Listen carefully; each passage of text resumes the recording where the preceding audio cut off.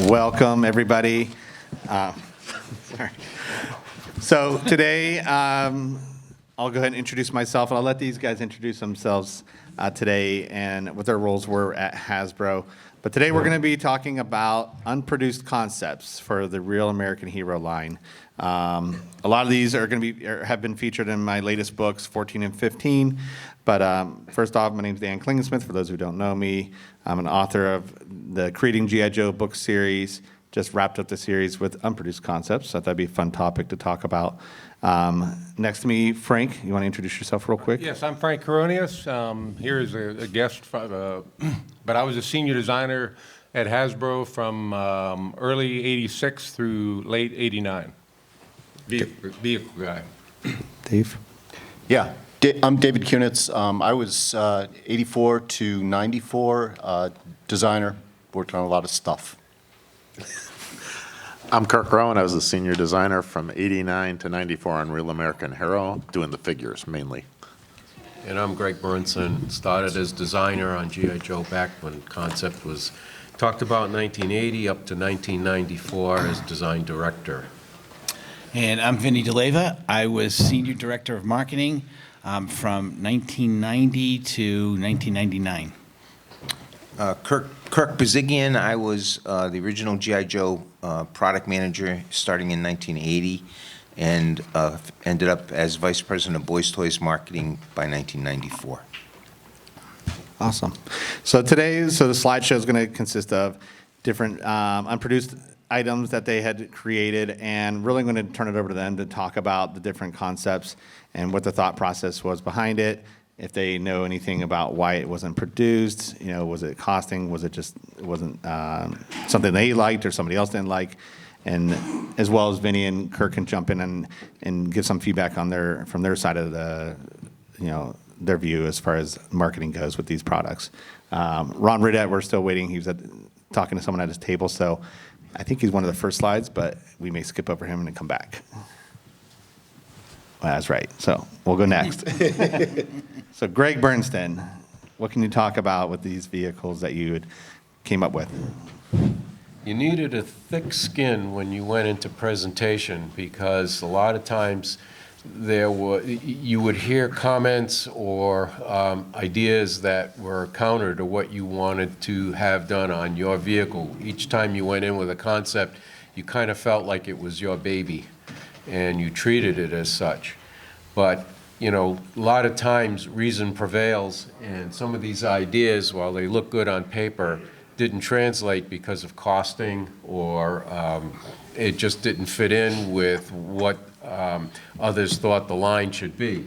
So in the upper left is a Cobra reconnaissance vehicle, which I felt kind of should be more like ominous and wedge shape, but yet small enough and fast enough that it could scout where the G.I. Joes were and report back to Cobra. At that time, I don't recall why it wasn't made. I still think it should be made, but it never did get made.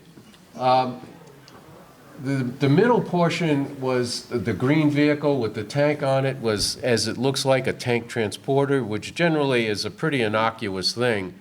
But this was a case of trying to add play value.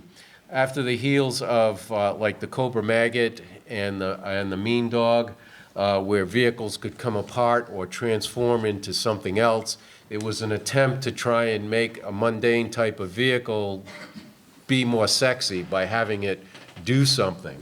So that by being a transporter, you had the tank that could go off and do its thing, but yet at the same time you had this vehicle that either had missiles that on an elevated rack, and even the Oshkosh-looking vehicle, the Goliath, was a variation of that theme. So I always felt that if it's a good idea, it could come back in another version to try and snooker it through, but they caught me at it. And of course, you've seen the drawings for the G.I. Joe train. That was towards the ending of our tenure as G.I. Joe designers. And There were issues with costing. Company was kind of queasy about the expense it would take to produce it, even though my thought was a lot of the componentry was being borrowed from the preschool train that they were producing. But there was still going to be a large tooling investment. And then there was questions as to how would kids play with this train, and how would it interact with other G.I. Joe vehicles. But to my way of thinking, it was more like the aircraft carrier, where it could be the centerpiece that everything else revolves around. You could have made it Christmas too, you know, had a Santa Claus on it and all I that. could have, with some little fuzzy trees and stuff, too. That's great. It was green. It was green. So I had written down some questions. So as far as concepts, were there any that you pitched, you know, that aren't shown that you recall? Anything that you can recall? I'm glad you didn't show the other one that you embarrassed me with at HasCon, which was the top hat. Oh, okay. I didn't have that in there. Oh, my God. Can you describe that? Yeah, can you describe I would that? rather not. So let's just move along. What's your favorite vehicle to design? Like, what was your favorite vehicle to really focus on as far as the All of type, them. the type of them? All of them. Yeah. Because each one presented a different challenge, whether it was how do I make this work, what materials am I going to use, or even if it was just in the concept, the construction of the concept, how do I get to that point? And it did challenge me to use a lot of my brain cells in order to get to that point. So, the end result is nice and it can be satisfying, but it was more the journey in getting there. Now, is there any crazy concept that, not the top hat, anything outside of that you would have loved to have done, or you recall doing something and just getting killed beforehand? Yeah, there was one that we created with using like a pitching machine. We had a prototype with like the Jungs pitching machine, and it had a crank system with a flywheel, and you would insert a string of Nerf balls, and you could, in a matter of 2 seconds, you could unleash a dozen Nerf balls, and literally it came out like a fire hose. Water out of a fire hose, and it was very impressive, but it also made a lot of people nervous. Just a tad. Well, thank you for sharing that. Let's see who's next. Same questions, by the way. I'll ask them again. Oh, God. Good? I'll come back to you. Back there, yeah. So Dave, you're next. What do we got? Oh, boy. Let's start upper right. this I mean, with side. Dave, I did include a couple produced things that he had done that I wasn't able to feature, that I just didn't have him at the time, so I figured he can share a little bit about that. Yeah, so despoiler that you see in the corner. For those that know, that's Destro's vehicle. It's a flying vehicle. I had very clear direction from marketing. They said, we need a really small vehicle for Destro. We don't want it flying. So I made a walker, and the walker actually had wheels, so you could tip them down, and then it could scoot along on the wheels as well, so you could push it and it would go. Made a preliminary model of it. It worked. It was a lot of fun. Got into presentation, and my marketing partners said, kind of cool, but let's make it fly. So It wasn't us. it was different marketing people, I'm sure. Yeah, so ran back. I didn't have a lot of time to do it, so I just stuck wings on that thing. And that's what came out in production. So yes, that didn't happen, but something like it happened. But that was quite often. We'd do little changes, and it was just another design challenge. It was all right.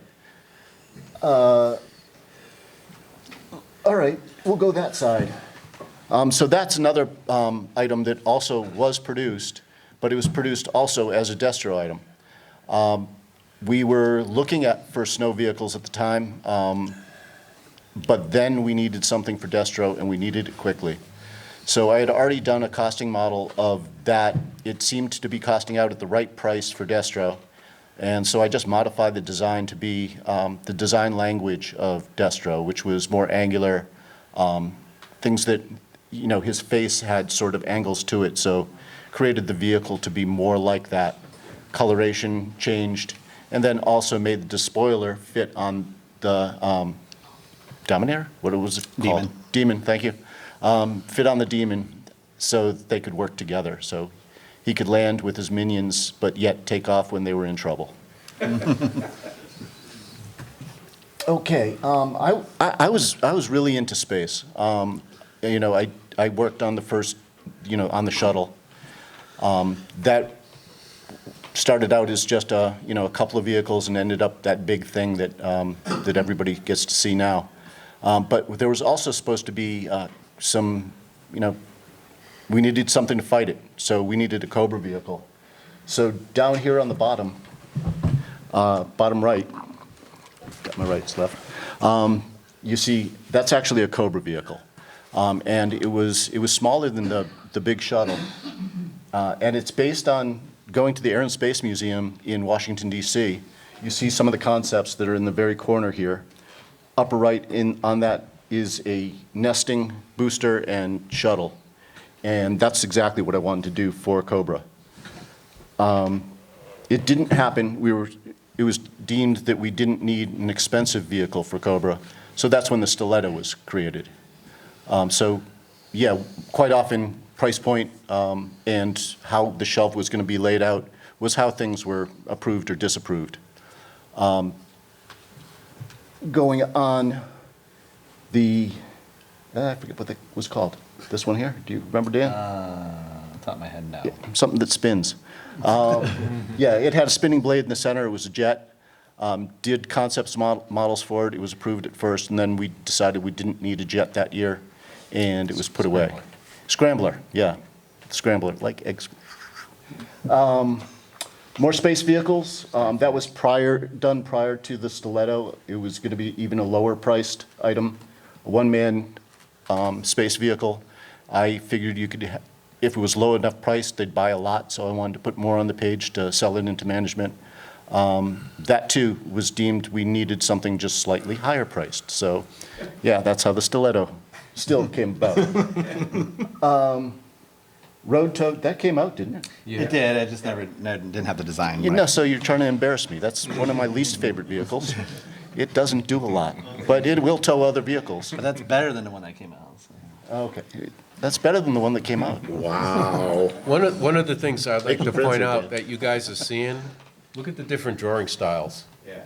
I mean, this is from the same person, but you got a lot of different styles of artwork between, the Canson drawing to marker drawing to just pencil drawing. It just, whatever, the amount of time you had and what you felt like doing at that time to get the point across is how it got illustrated. And also how deep your thoughts were. The tighter, if you'll notice, the tighter the drawing, the colors, you had more time to get the project done. Yeah, there was everything from, you need it that day to, you got some time to think about it. So obviously something that's more illustrated, you had a little bit more time to think about it.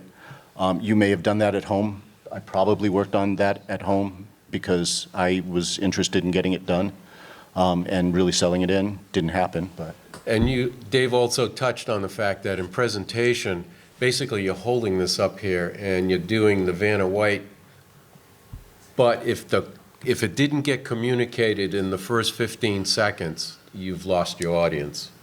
So you had to be bold, like that vehicle on the left, and it had to get the point across right away. And that's usually what we tried to do, and often enough, we failed at it. Yeah. And what you're seeing, there were probably like 20 or 30 drawings done before any of these happened. So you're not seeing those. These were what we picked as the things that should go a little bit further along to be presented, and for one reason or another, they went away. Middle, right. That we got pretty far along. We did final models on that. That had lights and sounds. It was called the Interceptor, because I remember exactly. Yeah, we did exploded views. We did costing on it. It was very far along. It was presented as a final model. It may have even gone to Toy Fair. I'm not really sure. but for some reason or another, it went away.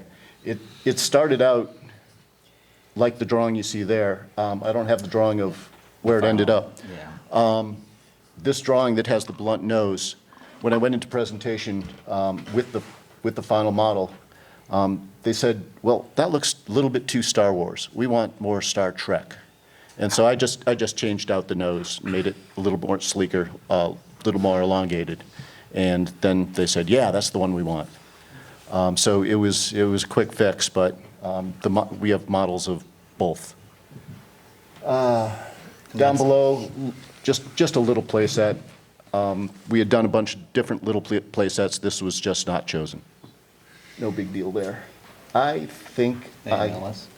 Oh, yeah, MLS. This was an attempt to make, I had done something that was had 4 wheels on it. They wanted it less expensive, and I was trying to do a 2-wheeled armored vehicle. Motorcycle, armored vehicle, yeah, only with a big platform on it. It worked, but it wasn't real attractive. I didn't like it. We did present it, but luckily it was not chosen. We only presented it because I had it there. I don't know why. But yeah, I was not a fan, but we did get pretty far along with it. And I think that's it. that's it. Before he goes on, when Dave made the comment on how they made comments in meetings, I can say Kirk and Vinny did not make this comment, but I was in one of the presentations, and they said, I want to look from the past that's today with a modern look. That was an actual comment, Cincinnati.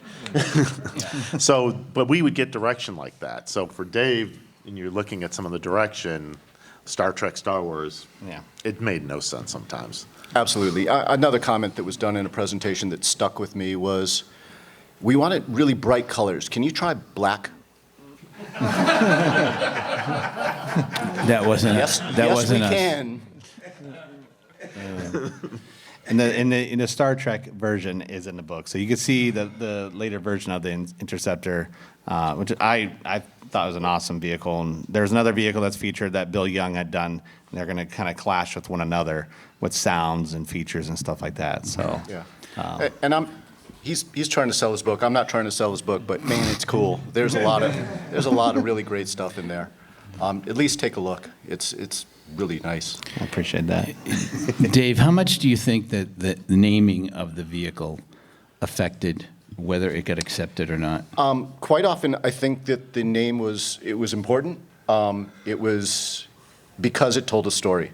And so quite often what we would go up and talk about is sort of the story behind the vehicle and why it existed and what was important about it. And I've told some of you this story, but I went in with that little, I had done really quickly this little helicopter, inexpensive helicopter. I told some of you this story. And we were always required to put either G.I. Joe or Cobra on the board, and then also the name of the vehicle. And I had just finished this drawing of this little helicopter, and I ran in with it, and I put it down. And Alan Hastenfeld, the president of the company, before I could open my mouth, he pointed to it and goes, "What's this called?"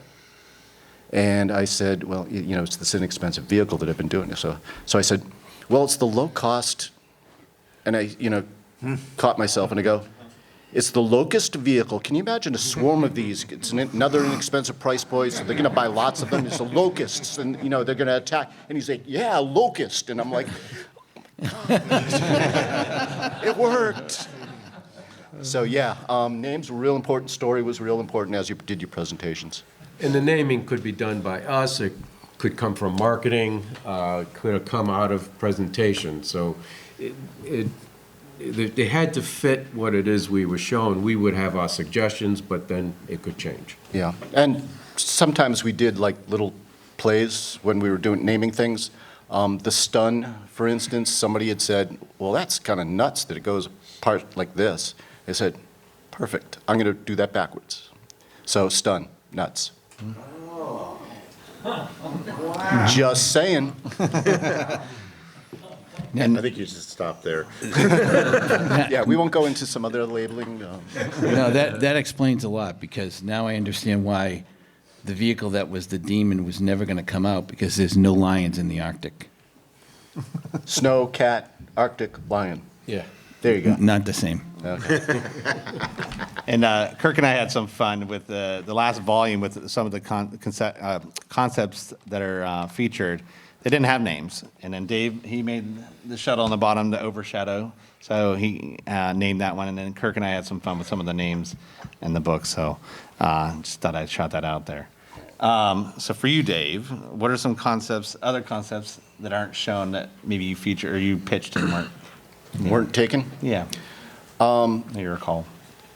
Gosh, there was some stuff for the 12-inch that I thought could be really cool. Just mechanisms that would go with figures and/or vehicles.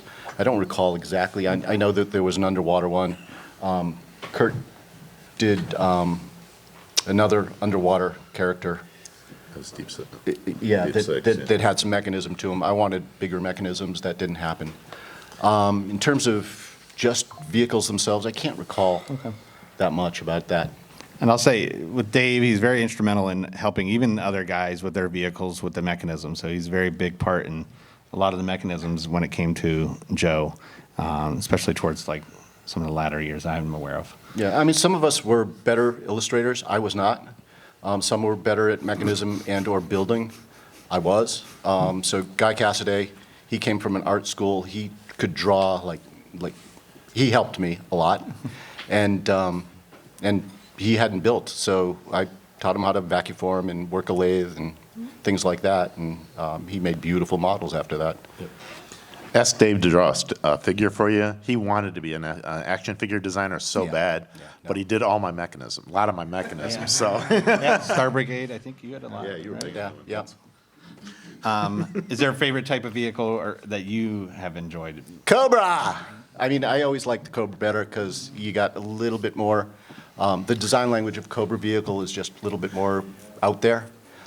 So yes, Defiant's my favorite, but Cobra vehicles were always my favorites to do. The design language was always like downturned wings and, more aggressive fronts and things that didn't actually exist. And Greg was top on, real, more military, more G.I. Joe-ish. So he did a lot of that. I liked doing Cobra. Cobra was more exotic. You could get away doing more, take more license with it, because Yeah. it was fun. Yeah. And again, Figures. craziest concept that you can think of that isn't featured? Craziest concept. Anything come to mind? Is there something you should remind me No, of? I don't know. Okay. I'm just wondering what else is out there that maybe you guys had come up with and I just never came across, so. Craziest concept. Anything? No. No? Okay. I don't have any Fair crazy enough. concept. I do. Everything was just. The one where you ripped off the guy's head, Mortal Kombat. Oh, yes, yes. Okay, so not vehicle based. I had two concepts that I did pitch, kind of as a joke, sort of. We were doing the Mortal Kombat line, and in Mortal Kombat video game, one of the key moments is always when the guy takes the guy's head and rips it off, and it's got the spine attached and everything like that. So I made that. I took it so the head could be removed. I also took bubble wrap, filled it with, injected it with a red ink, and then sealed it up.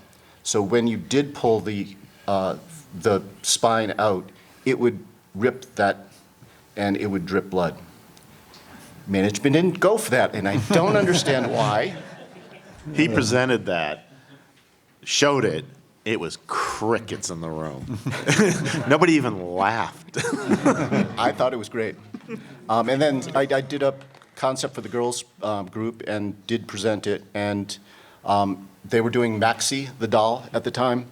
And what I had done is I had put little tiny holes in the head of the doll, and then I put some hand cream inside the head, so that if you squeezed it just a little bit, these whiteheads would pop up on her head. And I called it Acne Maxie.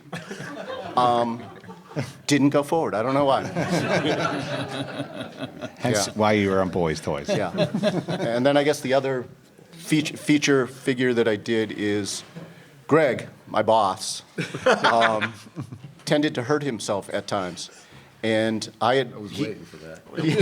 He had a figure of himself, and so I, again, filled little bottles of red inside, and I would stick pins in the part that he was going to hurt himself, about to hurt himself at. Little Cupid doll. Yeah, and so every once in a while, you know, he would come in hurt, and I go, yeah, look what I did. And so he had like little holes through him all over his figure, and then a wrapped leg because he had hurt his leg, and, you know. And just a little bit of things. That didn't go forward. No. Well, it did, he's sitting right here. Yeah, that's right. He lived. You have an unproduced concept. Yes. Well, thank you for sharing. Frank, we have you next. What can you share about these concepts? Okay, let's see here. So I guess the first one I'll begin with will be the one up in the upper corner there, the right corner. That was called the Enforcer. The Enforcer was actually based on the vehicle that Greg had shown earlier on was actually the wedge-shaped vehicle, was a Cadillac gauge vehicle that I actually worked on called the Commando Scout. What I did when I was there was it used to have these fender, these spring-loaded fender covers that would spring up when the vehicle was in full jounce, meaning when the suspension was up, the wheels actually came above the plane of the vehicle here. So what we did is we created we kind of did a raised fender that sort of stiffened the front end. And anyway, that was kind of based on that. That one happened to have a missile launcher you really can't see on it. Dan actually, I think, was that built into a model you said, Dan? Or? Yeah, I Okay. have a model of that. Yeah, there's a lot of stuff that I did, by the way, because I was cranking it at the very end there, but unfortunately I left, and a lot of people had to either take up my slack or things were shelved here. But that was a half-track vehicle, you know, and I don't know if we ever did half-tracks, but that was something that they did back in World War II, you know, and I thought that would be kind of cool here. That one we actually might produce at some point here, but that had a lot of elements of real toy play in it.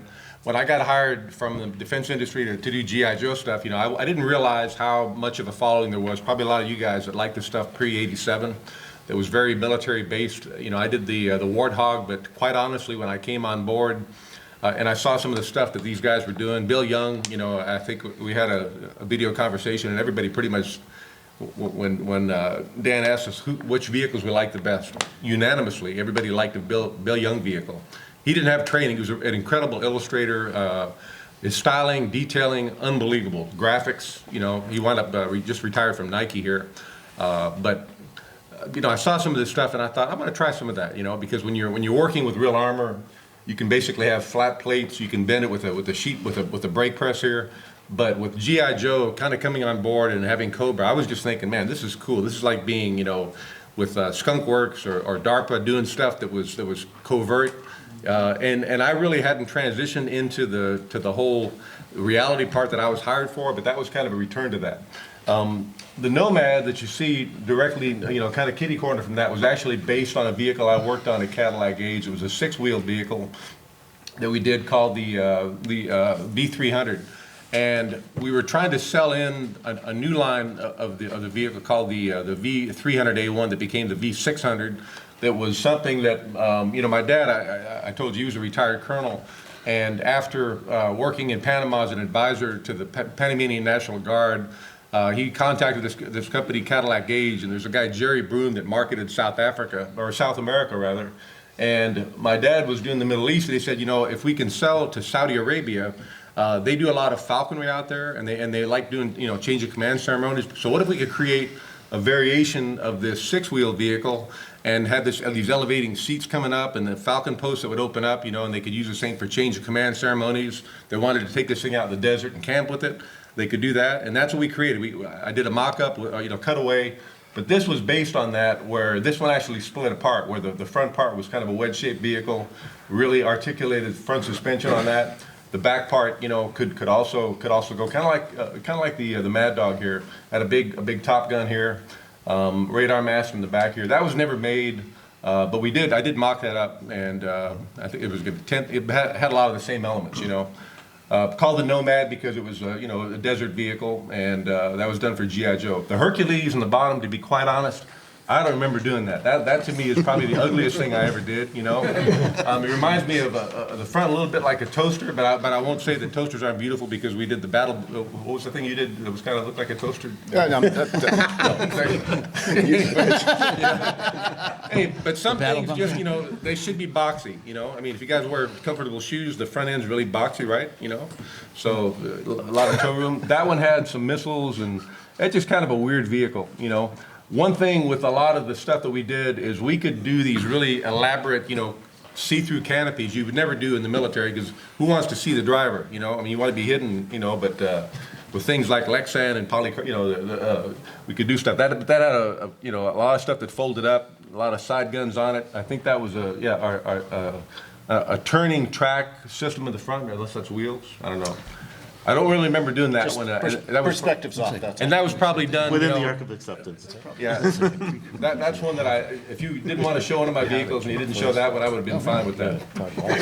Over here in the bottom corner, this one is called the Cobra Revenge. If you guys ever played with the G.I. Joe General, big vehicle, you know, this was supposed to be Cobra's answer to the G.I. Joe General, thank you, you know. And that one, I did a mock-up of that, it was a partial mock-up, and that actually used, the tracks I used, I think I had cardboard parts for that, but it was a big bristling thing that did a lot of articulation also. Split canopy in the front, you know, that was kind of reminiscent a little bit of the Razorback that I did. Rear gunner. I'm not even sure the thing on the top is, but had a radar mast on it, you know, a turret, but that one never came to fruition.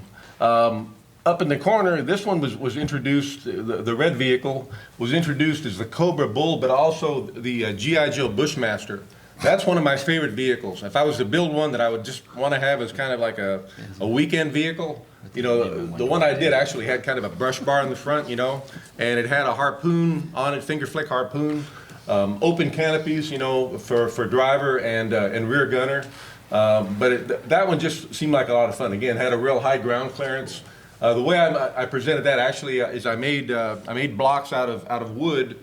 And the cool thing that you can do with vac forming is that you can create, you know, the front bumpers, and you can lay these wooden pieces down, and then you drop your plastic that's been heated up over the form. You pull a form, you got a shape. But if you want to create another one, I can cut the fenders back a little bit. You know, I can reposition these things. So that was something that I was doing and was kind of successful at doing, because it really minimized the time it would take to take a concept from you know, a concept to being able to present it. And that's one that I really wish they had done here. But the Grizzly is probably one that you know, as far as features, you know, as I started to realize that kids were playing with toys, and a lot of stuff that I did had a lot of missiles on it, you know, dropped a lot of bombs. I'm proud of things like gravity, you know, drop bombs that I did with the Condor, the sliding chin gun thing that released the bombs on the Retaliator helicopter that I did. But this one was kind of a different direction. The Grizzly actually had it was kind of based on the LAV, the 8-wheel vehicle that GM actually won the contract on, and this one had a rear that dropped down. There's a huge gun that pulled out of it, you know, this huge cannon. But the driver sat under the canopy on the which would be the British, you know, it's kind of a British approach there. Really cool canopy. There was another place that a guy could kind of sit, open cockpit, that I never really developed. But the real innovation with this one is this one actually was based on the concept of not having any loose projectiles, you know, because when you have things that are on the floor for kids, even though we can age grade, you know, things for G.I. Joe, and with the you know, the advent of finger flick technology that I did, allowed us to put the weapons really shoot on the boxes. With this one, the idea was that you'd have this casing that could be cycled, you know, through the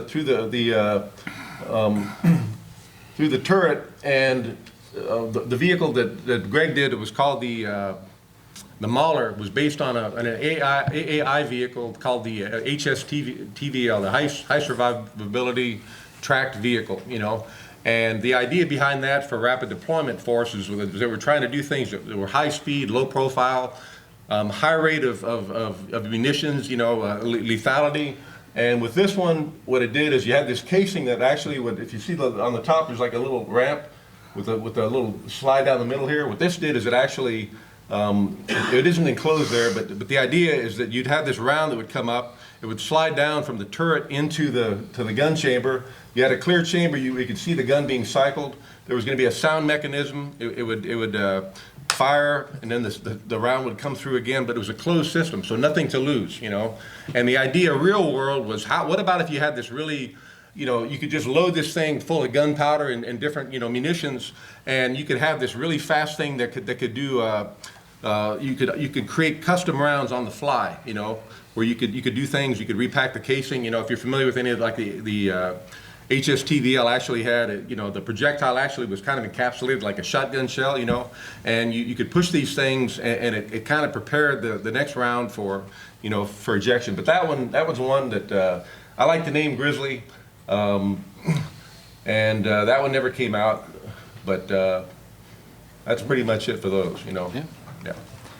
And it's really cool to see some of the images of the models and stuff, because you can see the clear and what he's talking about just now with the mechanism. So, so for Frank, any other concepts that you remember pitching and never came to fruition? Well, having, you know, gone to high school in the Canal Zone, half jokingly when I saw the aircraft carrier, I wanted to be a ship captain. You know, unfortunately that didn't work out because I was partial red-green colorblind. So my backup plan actually was. I don't know what to do now, you know, and I'd taken an art class and with a guy I couldn't stand, and didn't take it my junior year, but I only had one choice my senior year, and it was Mr. Al Sprague here, but he was a diver like I was, and you know, that helped me to get an art scholarship to University of Illinois, and I decided to go into industrial design because I wasn't smart enough in math to do engineering. I couldn't get into architecture, couldn't get into graphic design. But I saw these really cool drawings that people were doing of products, you know, and I really always wanted to be an inventor. My heroes growing up were guys like Jacques Cousteau and you know, Da Vinci, and so what I did is you know, being in Panama, I love the Panama Canal. You know, if I'd been a pilot, I would have loved to have been a canal pilot. And so the Panama Canal playset was something that would actually hold the G.I. Joe aircraft carrier that I thought would be a lot of fun, you know. Now, he pitched this several times, by Kids the can way. bathe in this thing, you know. Different illustrations of the Panama Canal. Yeah. But, Can you imagine the locks working? Yeah, actually, Frank, that was kind of cool here. And, Frank. and, you know, That would have absolutely been the most expensive G.I. Joe. it might have been. It would have been a lot of structural foam. You guys have probably seen this stuff online where people actually have, you know, bathtubs that look like aircraft carriers, you know. Again, a lot of stuff I did was, I realize now, I was designing stuff for me.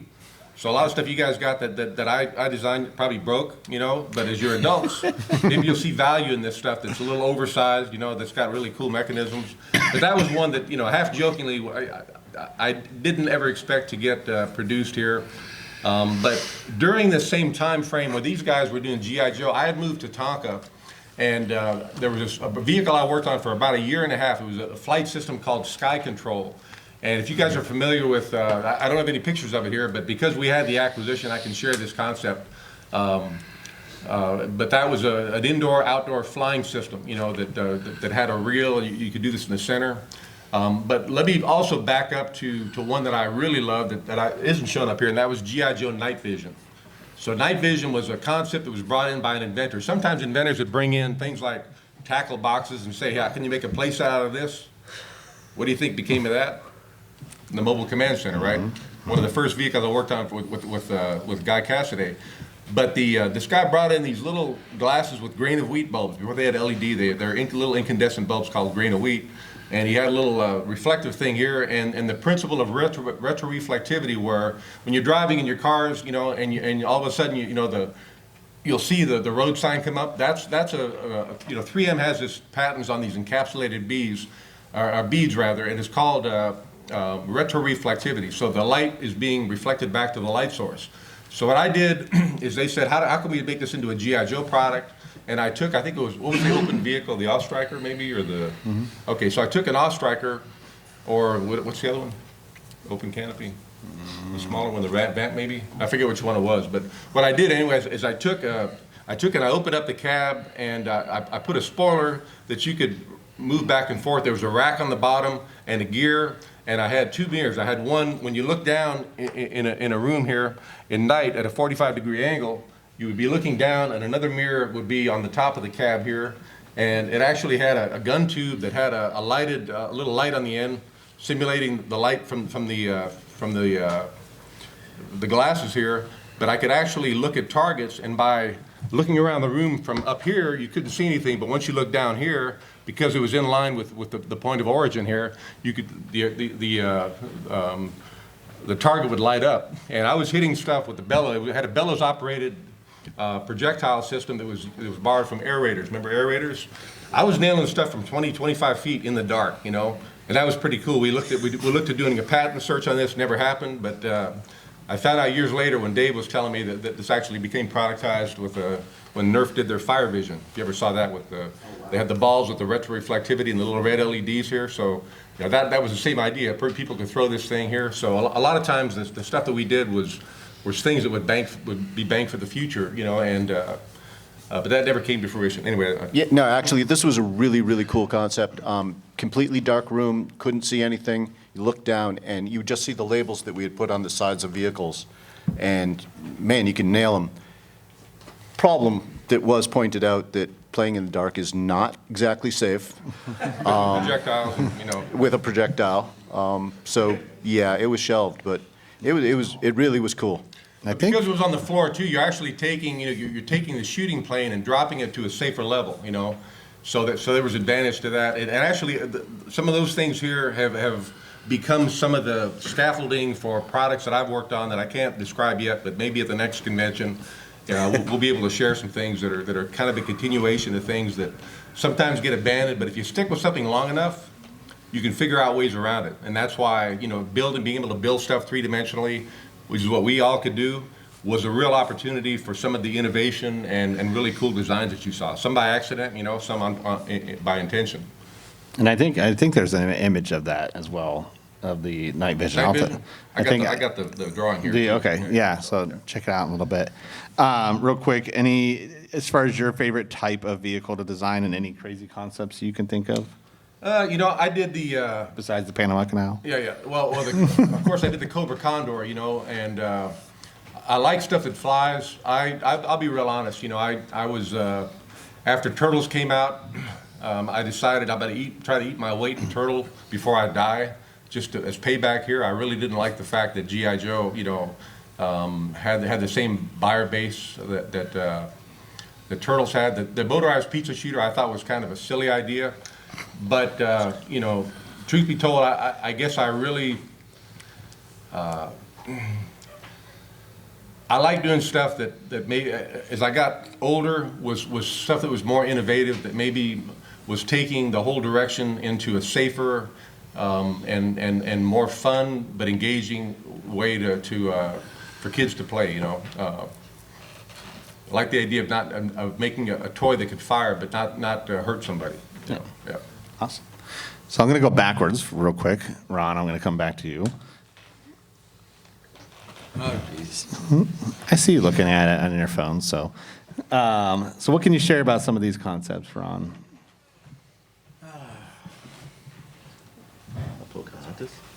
Let's see. I forget. It's okay. I can handle it. Just moving it closer. Oh, my goodness. Yeah, that first concept up there was supposed to be for Jinx. And I'm just working around doing a lot of rough sketches. And those are a couple of the first two I worked on for Jinx that weren't accepted at that time. They can't hear you, he said. Sorry. I'm just telling You can pick it up if it helps. There you go. Thank you very much. Yeah, those first two figures up there were for Jinx when I was working on Joe. And, well, you know, you do a number of sketches. You know, I would do like 7 or 8 different sketches of a particular figure. And And, well, the Jinx character didn't quite turn out this way, but that's the way it is, I guess. And then the one in the middle there is a Cobra Empress. I felt that Cobra Commander needed someone besides himself there, and he needed a woman with him, and I did several sketches of her in different variations. Yeah, it's hard to explain each and every one of these guys. I can't remember the one in the middle there in white. I'm So I not think sure. that one was part, so the ones in the upper right, originally there was some discussion, maybe Kirk, you can talk about this, like internet, like an international force. And so some of those that, you know, you have your Russian, you have your Scotsman, or Scottish? Scotsman.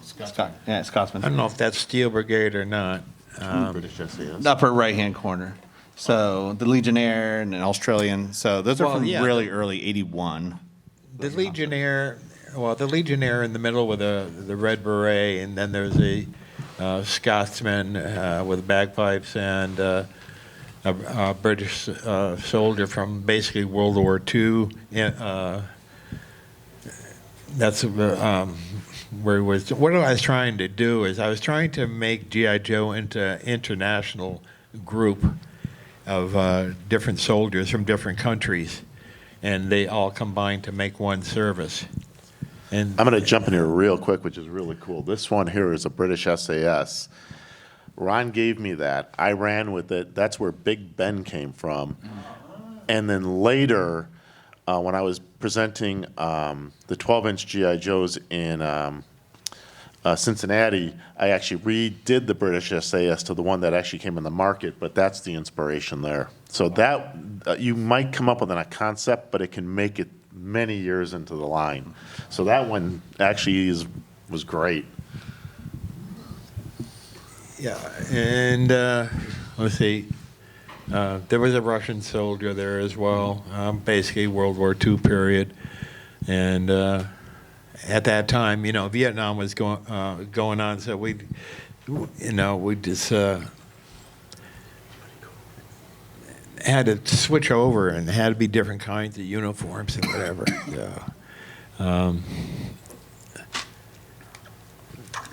The guy in the bottom there is wearing an Army uniform. I wanted to get a soldier in the line that was a full dress soldier, you know, in dress uniform. That didn't happen. Basically, it happened with Gung Ho and the Marine Corps, and that's the only dress uniform I believe that's in the line. The guy with a sword, I have no idea. It is thought, I was probably goofing around at the time.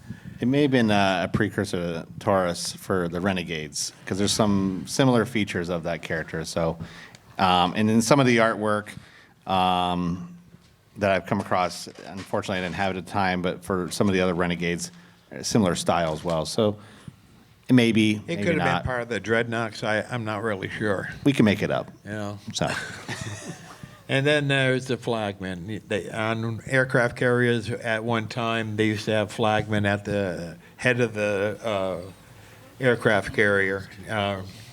These were the guys that would show the pilots coming in on an aircraft carrier if their wings are up or down or whatever, you know. And I wanted to get a flagman on the carrier, but it didn't work out that way. great. Originally, the flag was going to have this with keel haul, I believe, correct? I think that was a suggestion to have what Ron illustrated as the figure that came with the aircraft carrier. I guess the powers that be decided it needed to be commanded instead, so that's where keel haul came about. Yeah, and Keel Hall is based off of Clark Gable. When I did the sculptural input on him, it was Clark Gable's face. And Bob Prupus's name's on that. No, why didn't you tell me that the second time I did them? And then some of the vehicles, I mean, I don't know if, not many people know you as a vehicle guy, but you did do the, I did several T. vehicles on the Joe line. I'm not even sure what this one, the communications observance man vehicle is. I think it was based off of the original 12-inch mobile command center, which I had worked on just a little bit. If you look at the 12-inch mobile command center on the inside, the panel there with all the electronics, I did that work. Oh, wow. That- But I think this is, this basically was supposed to be that same type of command center. And that had the missiles on it and open cab. The other one I did is a Cobra Tarantula. I don't, you know, I had a hard time with that one. I just didn't know what to do. I wanted to do a vehicle. Besides working on figures, vehicles were kind of interesting to me, and I ended up doing a few of them. This one is basically like a spider, and you know, all the legs would coincide with each other and move. The cockpit of it, I think you can get into it from the top and basically move it around like that. I don't know if any of you know that I worked on the Fang and Triple T, the Cobra Thunder Machine, the three-wheeled Dreadnought motorcycle. I saw a few others. I can't think what they are. And then what are those little remote? Oh, the pack rats. Pack rats. Yep. I did all the pack rats. And the snake, he did the snake that would surround the character, the armor, the white snake. Oh yeah, the snake. I Blue one, too. did that as well. Yeah, I was all over the place. You know, I did logos, as you know, and I did a lot of decks on decoration on vehicles and whatever. But yeah, I was all over the place. Awesome. Then So- I finally got off the line. Mark Pennington took over after me for a couple of years, and then after Mark came Kurt. Dave Hassel in there somewhere. Yeah. So Mark, and then Dave, and then Kurt, and then Ron as well, Yeah. again. Yeah, so I'm very proud of coming up with 120 figures, the first 120 figures of G.I. Joe. So I'm kind of proud of that. I'm proud of the Cobra logo as well. If you guys ever see the Norman Rockwell picture where he's sitting behind the easel painting, you know, what I recall about Ron is that he was the most focused, constantly working person I've ever seen, you know. And there was, for anybody that was never there, the real treat was just seeing everybody working and I wasn't a socialite. That's So, in a there. lot of these guys were social, you know, and they would go to each other's offices and kid around and joke around. I sat in my office and worked. So, I'm a quiet guy. so Ron, same questions, real quick. Any concepts that you can think of that you pitched that were never picked up? Yeah, President Ronald Reagan. Yeah, that's a great one. I did a figure of Ronald Reagan because I wanted the Joes to have a commander-in-chief. So Reagan was the commander at that time. And then, couldn't have shot that down. No, I didn't, but others did. and what about, I mean, I kind of know the answer to this, but your favorite type of figure to do? Well, you know, just like what Frank says, doing a Cobra figure is probably the best because you can do anything you want with them, you know, and design them any way you want. Doing a Joe figure, you got to put a little bit more military into them, you know, and it's sad that they kind of got away from the green and went another way, but that's the way it is. He's not a neon guy, no. One thing about, before you go, one thing about Ron's office, when you walked in, Ron would paint with that acrylic. We had those tubes of the acrylic paint. he had a piece of print paper sitting there, 8.5 by 11, and every time he used his brush, he'd wipe it on this paper. And by the time I joined him in his office one day, I swear to God, the thing was this thick, and it was so multicolored, but it was perfectly square. And it went straight up, but it was just him over the years, keep licking the paint, put it on there, or put a little dab on this pile, and then mix it up and put it on. It was a paint palette, and the paint palette ended up being about 1.5 inches thick. It was thicker than that. Acrylic paint. Awesome. Plus, out of all that, I became a miniature artist. I used to paint miniatures for a hobby. So that came out of An that. award-winning miniature. Because I did paint masters as well. Yeah. Yeah, one thing about Ron I remember is he always had a little dab of paint on his lip right here because he was licking the brush. Yeah, I did some of the first paint masters for G.I. Joe as well, and then they were given out to people on the outside to do, because I was just getting bogged down with a lot of work. Awesome. And same with the illustrations for the figures for presentations.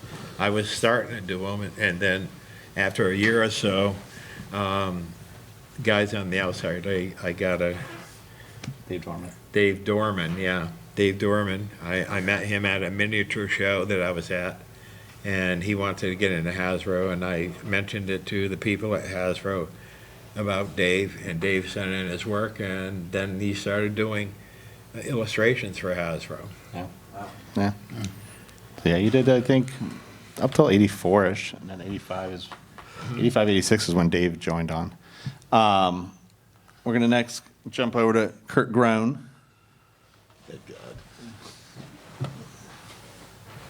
Oh, I thought you had the oil baron on here. Oh, you can talk about that after. Oh, did I not put it in there? So first up is the Manimals, and one of the interesting things is this one right here was the first Manimal I did, and I actually did that in a presentation. I was sitting there, and I won't say who, but one of the directors got a little long in speech sometimes, and I think I almost completed that whole thing while he was talking.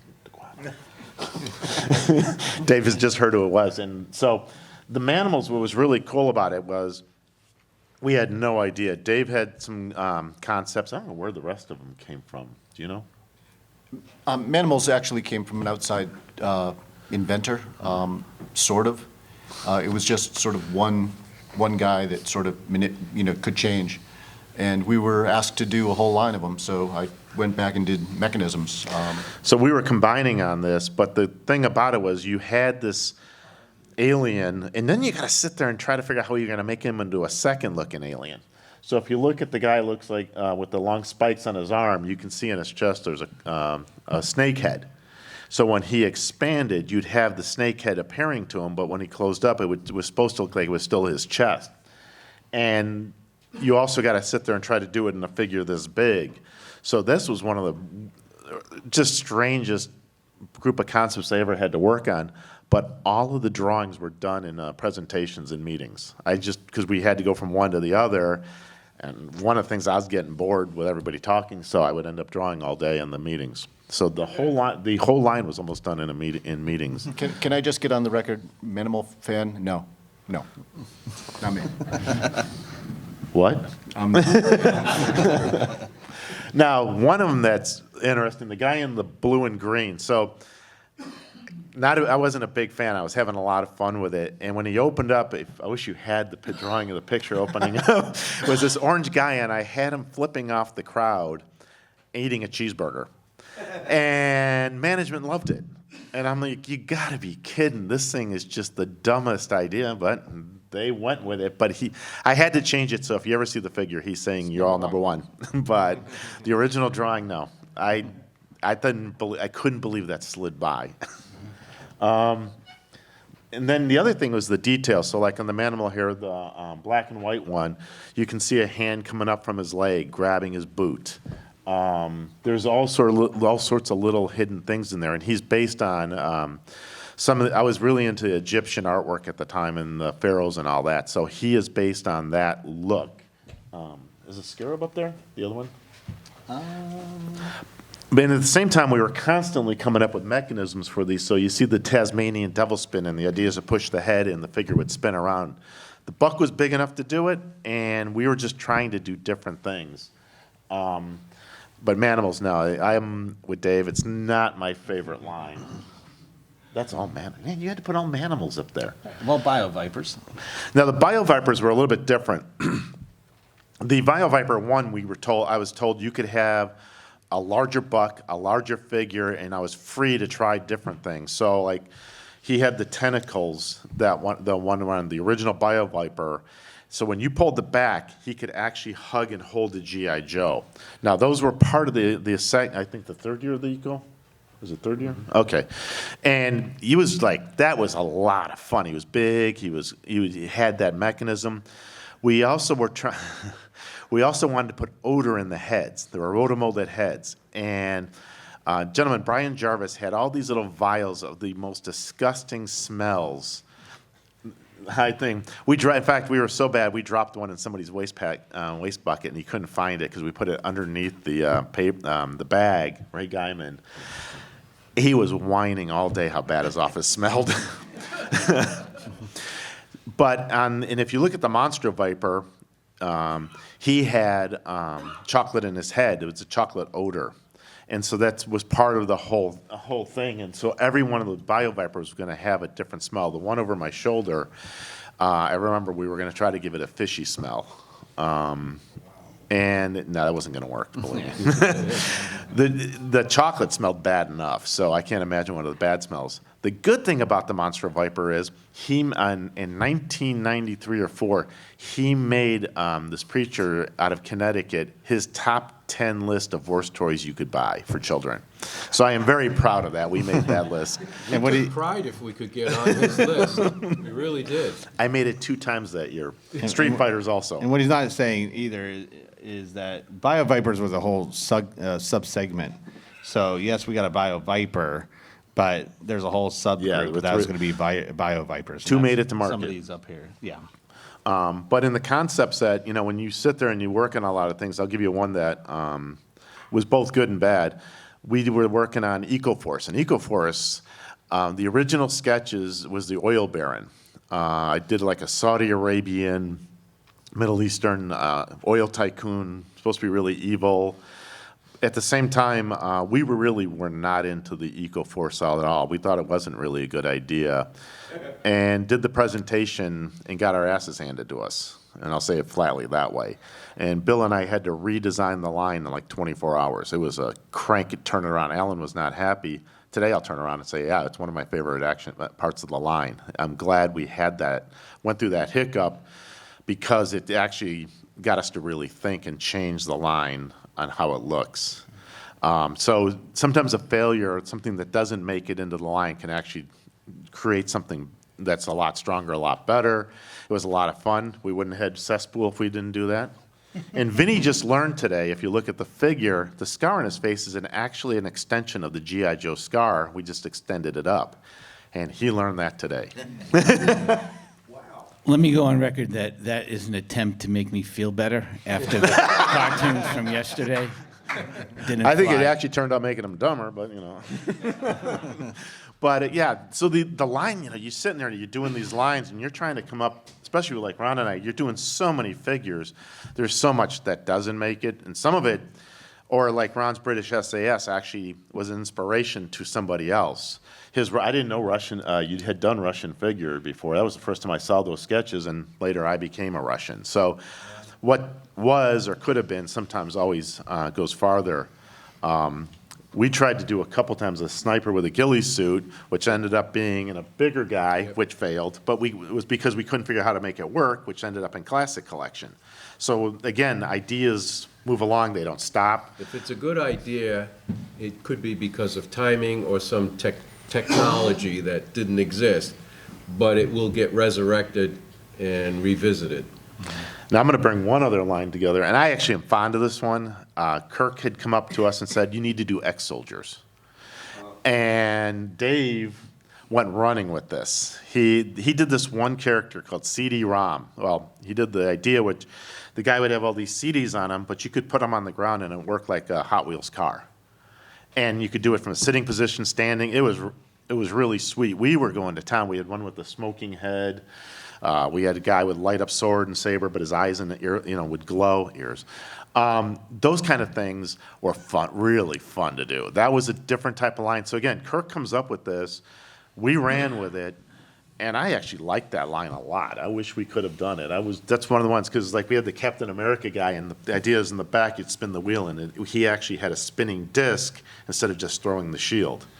Yeah, many of these mechanisms that were created, again, we went to engineering, said, hey, can you help us out? They said, can't be done, so we went and did it. And then they said, yeah, it can be done. But yeah, you had to prove it out. But it was a line that it had legs, I thought. I mean, did I take some of it too far? Sure. But, those type of things we did. The other one that didn't make it, I wish it was up there, was the Hellhound. A Warhound? I think It's up there. Oh, You had to change. he's up there in the corner. Yeah. That's the one from the Hot Yeah. Wheels car. Yeah, Yeah. okay. That one, I wish we had done, because the way it worked was the mouth would open and then two jaws came out like the movie Aliens. I'll give that credit to Vinny, because you like the movie Aliens so much. And I built the original prototype of it off of a Hot Wheels car. So again, this shows you how a team gets together to build it. And this guy, Dave Ballou, did the sculpture, and I was in love with it. And I was wishing we could do it. Just timing again. But the whole idea how the thing worked and how it looked was just fantastic. And it's still one of my favorites that never made it to market. Again, this is another attempt to make up for yesterday with the cartoons, because at the time, having marketing come to them with built models that were all painted did not fly. But I did it anyway. Dan, I do have one write-in once Go ahead, it's done. just bring it up. So we don't have any drawings to show, but what I wanted to talk about was there was a really big idea that was brought to us by an inventor called Battle Scan. And it was designed to make every single G.I. Joe be able to talk, whether it was an older one or it was a new one. And it was all based on a grid of little dots like Braille molded into the bottom of one of G.I. Joe's feet. So even if you had an older one, that fact that it was blank would activate this device. So I remember Kirk seeing this invention and coming over to talk to me about it, and he was a little worried, because this is a way this inventor is going to get a royalty on every single figure we do. So we started forward with it, and the whole idea was... Which wasn't a bad idea Yeah. if the idea worked. Right. If the idea would really generate, not that the idea wouldn't work technologically, would it work in the marketplace? Because if it did, to pay that inventor just a tiny fraction of what they were looking for per figure, yeah, he would have made a lot of money, but so would we, because it would have catapulted G.I. Joe into another level. So that's how you have to evaluate inventions. So we started developing it. So we went down this development path of having this little sort of Braille signature on the bottom of every single G.I. Joe, and we had a reader. And the reader was a pad that you would press it on, and the pad would read the pattern on the bottom of the feet. And it was attached in, it's old technology, but it was a micro cassette, okay, like they had in answering machines back in the day. And the idea was that micro cassette had speech for every single character that we did. And it would fast forward or rewind to this section that had that character voice on there and be able to talk. So we all thought it was kind of pretty cool at the beginning, so we started working on it.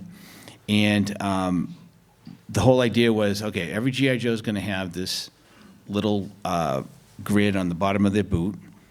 We're going to sell this reader that comes with one of these microcassettes, and then we're going to have an assortment of some of the leaders from G.I. Joe and from Cobra that would have another microcassette in them, so that you could keep adding to this play. And it had sound effects in it and all kinds of things, and it was very elaborate. So we go to, do a market research study in focus groups with a series of kids. And we're building up this little base that this thing is on. It looked almost like a transporter from Star Trek. And Dave said to me, listen, before we go in, we should make this look like something. So let's put a spring-loaded missile launcher on it, so it looks like it's an outpost or something like that. So we did. And then we go and test it. And we tested it for quite a few number of kids, at least 100. And when we got the report back, I had to go to Kirk and say, listen, we have a problem. The kids don't like taking the figure and pressing it on there. They would just rather have the thing with the missile launcher on it. And this was a big deal with a big inventor, so it's not that easy to just say, okay, we're done. And we had sunk in a lot of money into developing this, but you just couldn't get past that. The play pattern was, take my little G.I. Joe, stop what I'm doing, push it on this player. I got to wait now for it to figure out where it is. And then he says, okay, let's go over that hill. Put him figure down and then go do the next one. It's not intuitive, and the technology was there, but it just didn't enhance the play pattern. And so we ended up chucking the whole thing. Yeah. So when Not before the inventor, who was a very prominent inventor, insisted on us doing another piece of research that he and his associates could attend. Right. Because he did not believe that we gave it a fair shake. So he came, we set up another research focus group, and he came and he watched, and you could see his face sink because he now saw the quarter-cent he was going to make on the sale of every G.I. Joe figure evaporate. So it was just, the idea was bigger in your mind than once it hit the kids' play. Yeah, I did the plastic on it, and I was at the focus groups. I didn't think it was that bad an idea. I didn't love it because of the time that it took to rewind or go forward to get to, that particular character. But yeah, it was the absolute worst reaction to a toy I'd ever seen. Big surprise. Kids just didn't want to play that way, and we didn't. Adults kind of thought it was really cool. You put your figure there, it happens. No, kids want to move. We did lots of focus groups on lots of vehicles. Once we were able to put launching missiles in there, generally what the person that was running it would do is go in, explain what it is, and they go, oh, I have to go for a second, out. And that was just to let the kids do what they do. Kids would immediately pick up the launcher and shoot their friend in the crotch, maybe make a face in the mirror, and then they would start to play. And generally, they play about 2 feet away from each other, so that missiles that flew too far, we found out, like the foam missile that was on the detonator, I did the detonator, sorry, it would launch off, they would run, get it, they'd put it back on, they'd shoot something else down, run, get it, then they'd shoot again, and it was over there, and they would play with the vehicle, and they would play with their toys. So we found that the foam launchers it didn't make sense to do distance launching because they want to play with each other, and they want to play with the stuff that's right in front of them. So we learned a lot from focus groups. I guess the other big toy that we didn't do, that we had gotten very far along, we had tooled it, is a 12-inch ninja figure. And this, again, was an inventor item, and it had little sticks sticking out of the arms and legs. And you could take those sticks and really give it actions that looked like real ninja moves, and not hold on to your figure. And we brought that into the focus group and said, okay, this is what you do, and you can make it kick and fight and really cool stuff. And we'd put it in there. Oh, I got to leave the room, go out of the room. The kid would grab the leg and grab the arm and do basically the same thing. Sometimes some of them pulled the stick off of it, and they would play with the toy like you would play with a toy, instead of this conceptual, it's Hollywood. No, they wanted to play with the toy. We learned that. We had tooled this thing. We didn't go forward with it. So there was a bunch of money sunk, and we go, yeah, we're not going to lose money on the shelf, so we're not going forward with it. So for, But the other thing Kirk brought up, though, is the inventors, and I'm going to give you one I was involved with, and this was these gliders. If you remember the gliders with cloud bursts and all that, at the exact same time he was doing that, I was trying to create a flip-open wing for G.I. Joe. It was pretty big, and David helped me build this model that it would spring open from the top and on the sides, and they could work also as a kite based on the 1960s glider for G.I. Joe. So I was trying to build this. Venture comes in, and I'm told, you're kicked to the side. And I'm thinking, mine's cheaper. It actually was cheaper without the inventor, and I thought it was much more fun play pattern.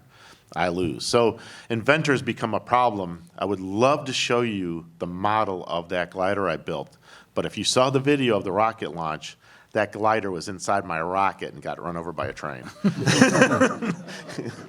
Yeah, it didn't work too well. So, but yeah, we were dealing with inventors, so there's a lot of ideas we might have had that were kicked to the wayside, so an invention could come in. Sometimes they worked again. Sometimes they worked, sometimes they didn't. Some worked, but you're not, I'd rather had my glider out there. That's ego. And it was fine. The kids liked it. You could throw it, and it went someplace. Yeah, I mean, there were plenty of inventions that were great. Yeah.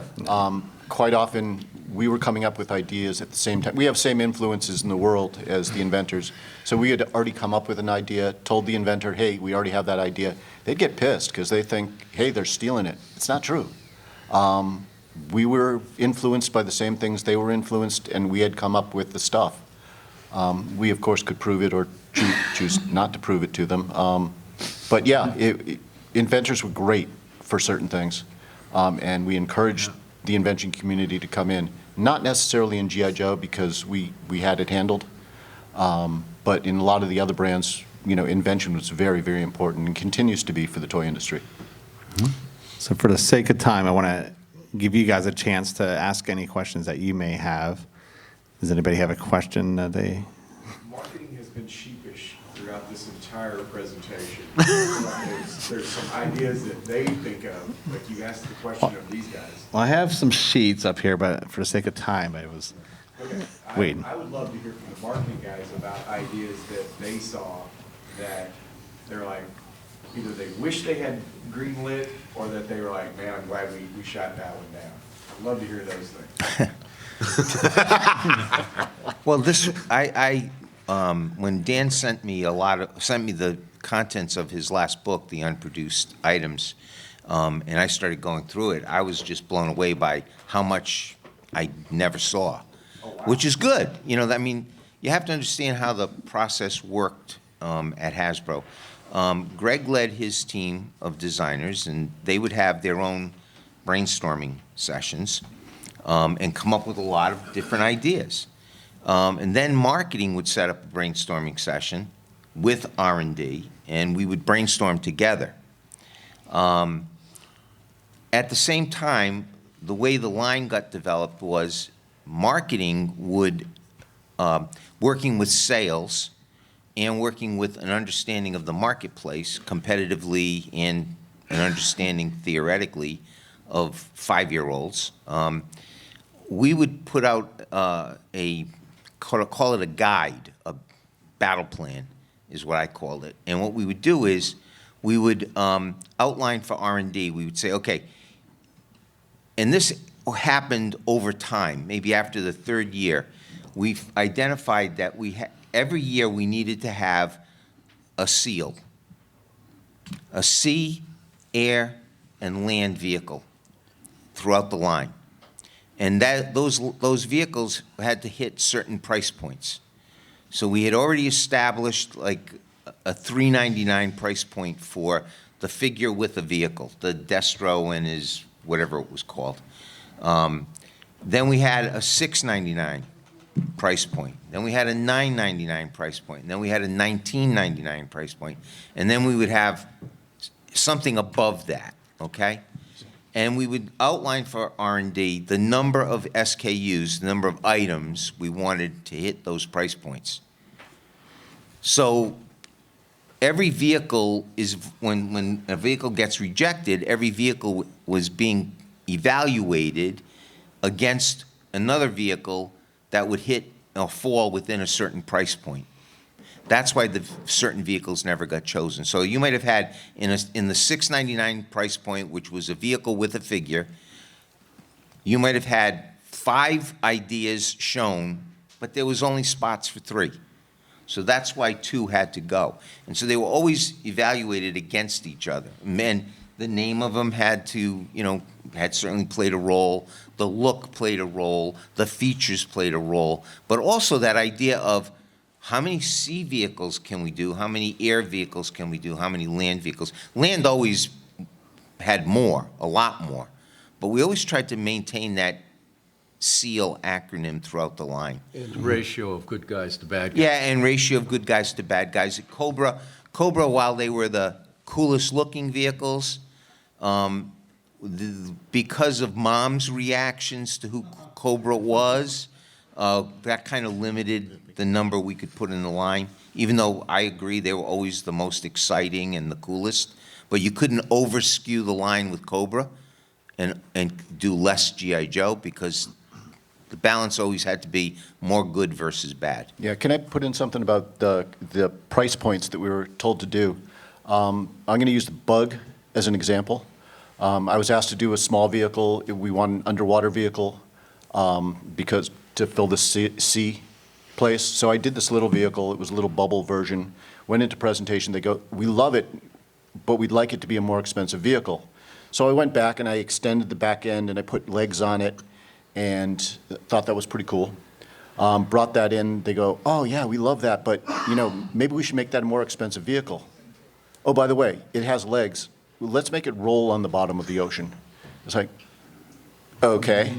So I went back. I took the original, bubble vehicle, stuck it on the front of one thing, put, double bubble on the other side, make it open up, carry a lot of figures, extra things to launch off the side, thinking that's too crazy for anybody to actually like. At this point, I think it's, a camel. And put that out there, and they go, yeah, it does everything. It's like, okay. And we produced the Bug. And just to be clear, we never got into a meeting or a line review without being completely aligned about what was doing. The comments that come in are coming from different salespeople from regions that, are like Canada, from some of the management team, some of the heads of the different divisions like the preschool and the games company. And we have to navigate all of that stuff without being rude, without being belligerent, but making sure that we would stand up for the things that we have. And we defended each other a lot because some of these comments were stupid. They came from out of left field. But the other thing is, and to Vinny's point, is that before every line review, Greg and I would go sit with Greg, and we would outline a script that we would use, and a script that we would use to, like, I would get up and introduce the meeting and what we were going to be showing and what we could expect to see. I usually do some kind of little theatrical, introduction to the presentation, and then that would turn it over to Greg, and he'd go through each of the vehicles and provide the color behind each vehicle. Then the designers would come out and maybe do the same thing, add a little more color. The whole idea was you're meeting you have a meeting of about, at some of these meetings, 65 people in a room. The front table would be your senior level executives, your C-suite executives, then your regional sales managers, and then the next tier would be people from the other divisions, Play School, Milton Bradley, and then the top tier would be people from your advertising agencies and your PR agencies. And so everybody, and the way Stephen Hassenfeld conducted these meetings is, while he had the final say, he also would solicit opinions. So he'd want to hear from people At random. At random, like evaluating. So he'd call on somebody, and this somebody he could call on would be the media buyer for us, who had no concept of what a toy should be, but she was in charge of buying our media, so he'd want to know her opinion on it. And sometimes Yeah, the reason I like that kind of sometimes those opinions is, well, these people are consumers. These people are mothers, or fathers, and they're gonna maybe see something we're not seeing.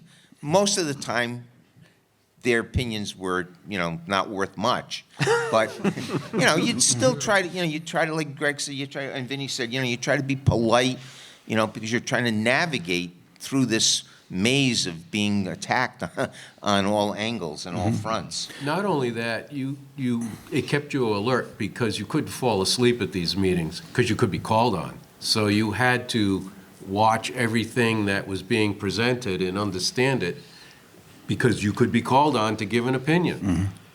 By the time I got on G.I. Joe, Stephen Hassenfeld was no longer with us, and we developed between marketing and R&D and the other marketing product managers a little bit of a system, so because not everybody is behind presenting. A lot of them are out, and whenever somebody started down the road of something stupid, we just give a little, and somebody from our team would go and talk to that person and say, can I come in, can you come out here for a minute and tell them to shut up because we don't need to go down another road that sends us backwards in time. And usually those came from people from the ad agency and the PR agency who are supposed to be working with us, but take this opportunity to kind of put their own agenda out there.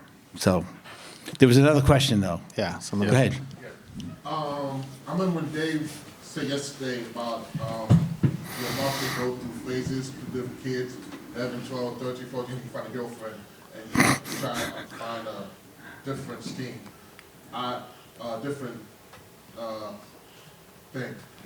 Question is, have your time of developing or marketing changed?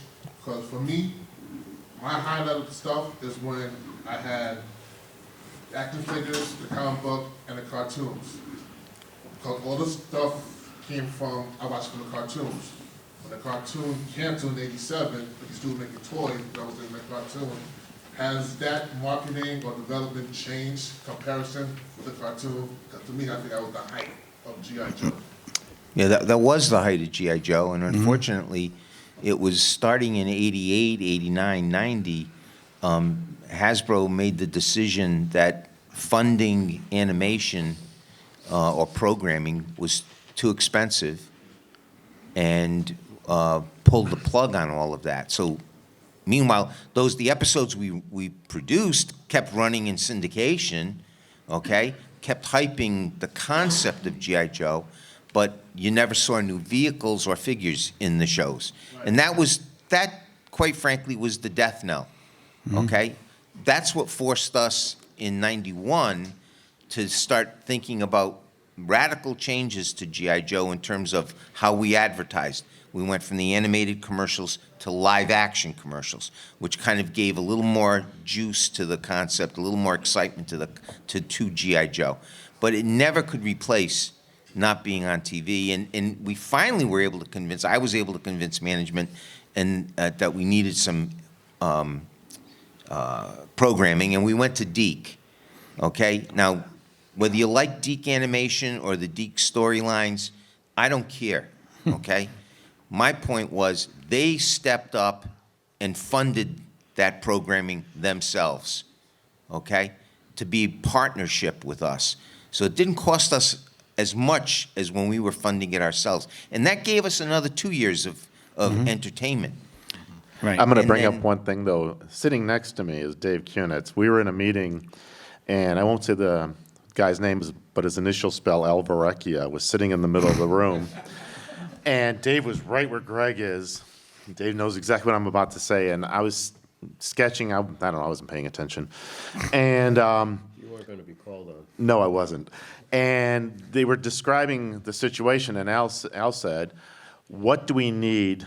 What is going to take to get G.I. Joe back in front of everybody? What is it going to take to get it going again? And without missing a beat, Dave says, how about a cartoon? And I was just like, I could not hide fast enough at that moment. I don't want him looking at me. He didn't even look up, though. He was the CFO. Yeah. Varecchia was the CFO. He never looked up, but man, I was just like, oh, we are going to get canned for this. Oh, am I sitting next to Dave? The thing that we often talked about, but really didn't hammer home. And I think if I had to do it over again, I would be much more aggressive about nailing this, was that, you know, in 1982, there were like 6 action figure lines.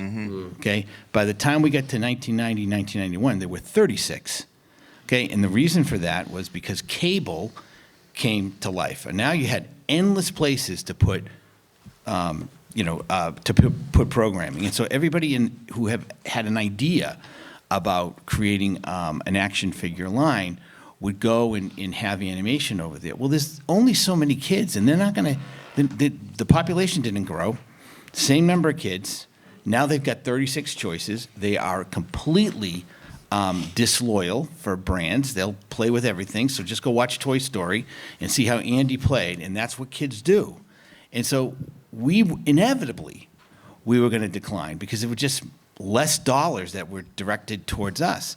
But that should have been the time to double down and get the movie done, get the TV show, and be aggressive. But if you're not in programming, if that's not your life, you don't understand that it isn't about just creating the money to film. It's the advertising of the show and the movie that has to be driven. And that's millions and millions of dollars. And if you don't get that, and you don't build that into your pricing structure, it gets to be something that you look at like, well, I didn't sign up for this.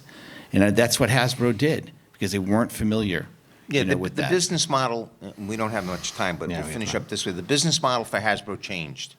It changed in 93, 94. The business model changed from, we were going to own and control the intellectual property, G.I. Joe, Transformers, My Little Pony. We were going to move from that business model to a new business model. The new business model was, we're going to go Hollywood. We're going to let Hollywood develop the movies or the entertainment that we don't have to fund. All we'll do is make replicas of what's ever in a movie. And that became the new business model, unfortunately. And that became the decline of brands like G.I. Joe. And the fact that the company took focus off G.I. Joe, because the flip side of that is you could say, well, what about Transformers? Well, Transformers got a lot of interest from Hollywood studios to produce those movies. And those movies have certainly been a hell of a lot better than the G.I. Joe movies. Why? It's because the people who do those G.I. Joe movies don't go back to the original source material. It's all there, but they want to do their own version of G.I. Joe, and nobody's nailed it, with the exception of Sly Stallone. Expendables, I keep saying every time they come out, is your G.I. Joe movie. The toys are in there, and nobody's even licensed those movies for the toys. All right. Thank you. Well, thank you, everybody. If you have any Thanks, other guys. questions, stop by the booth or tables.